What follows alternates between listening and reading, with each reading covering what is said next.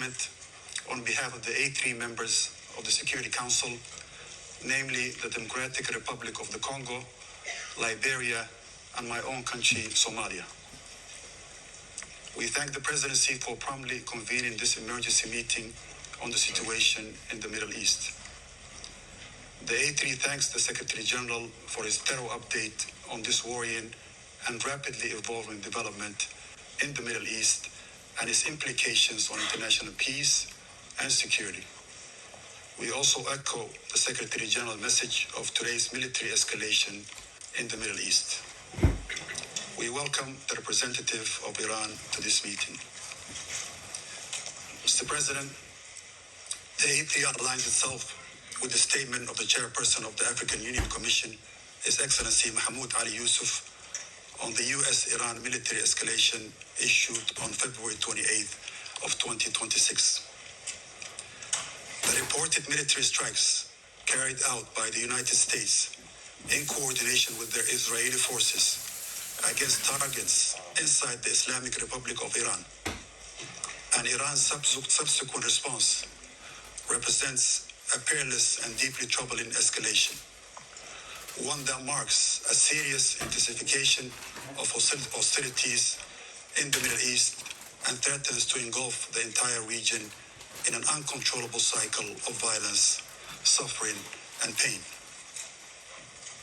The A3 condemns the missiles and drone attacks carried out by Iran against the sovereign territories of Bahrain, Kuwait, Qatar, Saudi Arabia, and the United Arab Emirates.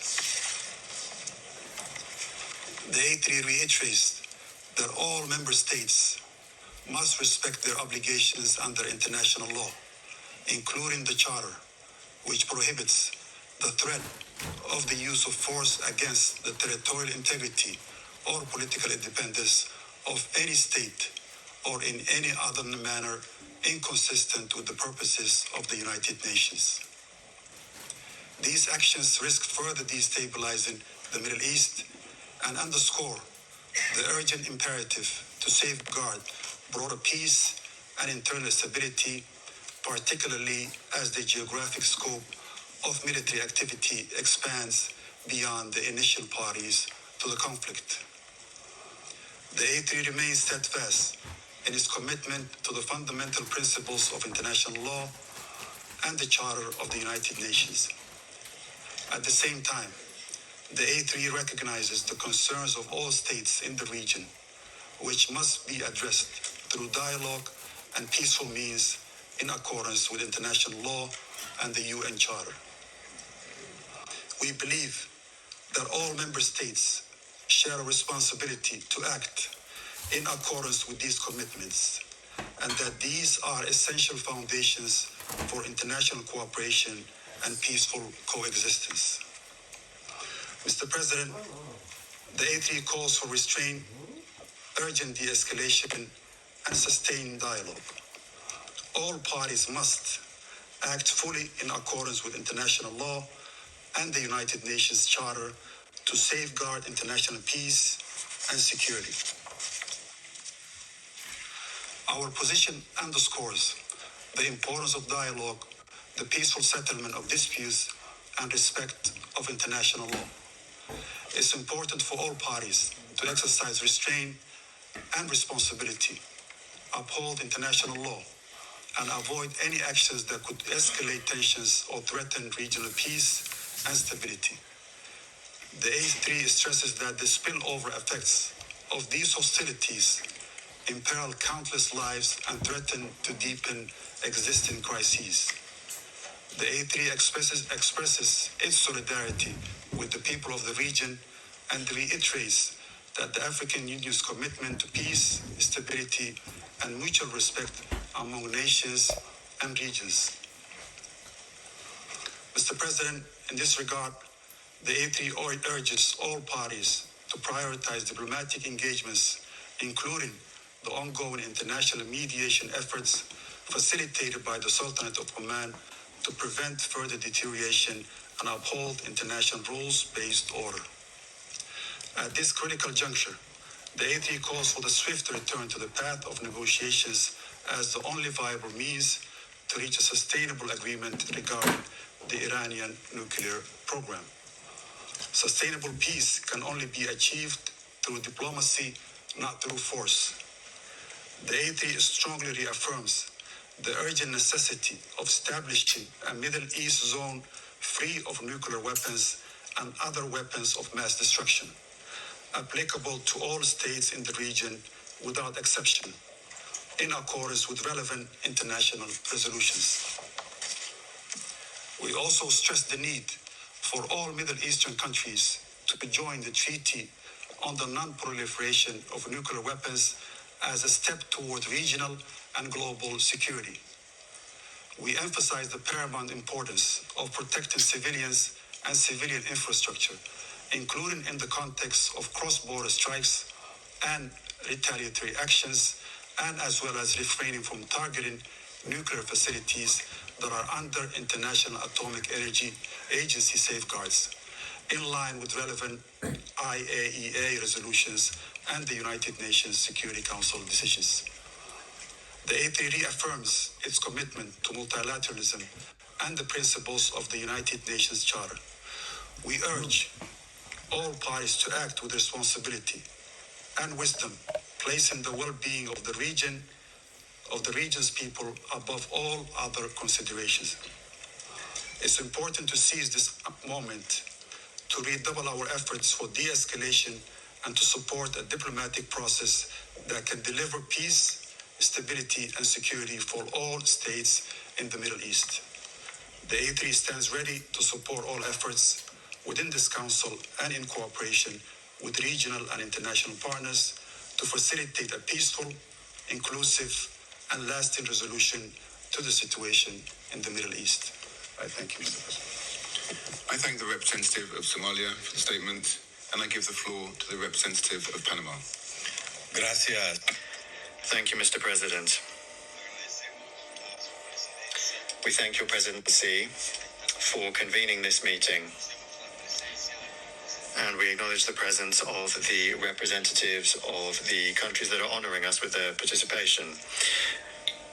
We would also like to thank the Secretary General Antonio Guterres for his briefing at this meeting. Less than a year ago, we were in this same chamber deliberating on similar events to those that are of concern to us at this meeting. And these are events that today are still developing, which prevents us from entirely knowing their scope and their consequences.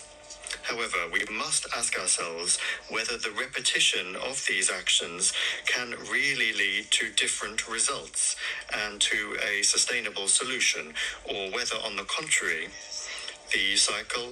the aggressive cycle of attacks and counterattacks will only lead to an escalation of violence with increasingly serious and unpredictable consequences to the detriment of international peace and security.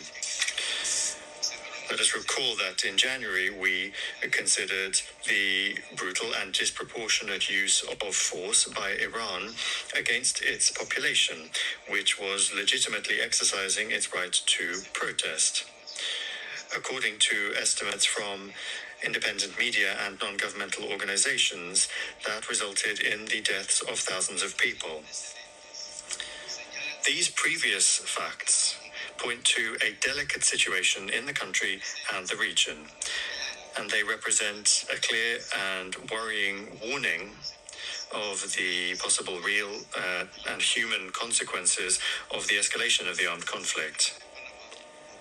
The Republic of Panama notes with grave concern the severity of recent events, which could trigger a regional conflict with serious direct repercussions on neighboring countries, such as those that have just been suffered by Bahrain, the United Arab Emirates, Qatar, Kuwait, Jordan, and Saudi Arabia, which Panama considers to be lamentable. This scenario must be avoided, especially in a context in which the Middle East has already been seriously affected by various crises in recent years, the consequences of which may transcend and cause harm beyond the immediate region and may affect the rest of the world with incalculable consequences. The intensification of tensions will only increase instability and suffering, particularly impacting the most vulnerable populations, those that are always the first to suffer the consequences of conflicts. In this uncertain and dangerous situation that we face, we are reminded that it is essential to guarantee the respect for and protection of the civilian population during conflict in accordance with international humanitarian law and the values that this Council is called upon to protect. Therefore, we reiterate our urgent call for dialogue, restraint, and the cessation of the use of force. Diplomacy and negotiation, in accordance with the principles enshrined in the Charter of the United Nations and international law, must prevail as the preferred and effective means for the peaceful settlement of disputes. Thank you very much. Representative of Panama for the statement, and I give the floor to the representative of Latvia. Thank you, Mr. President.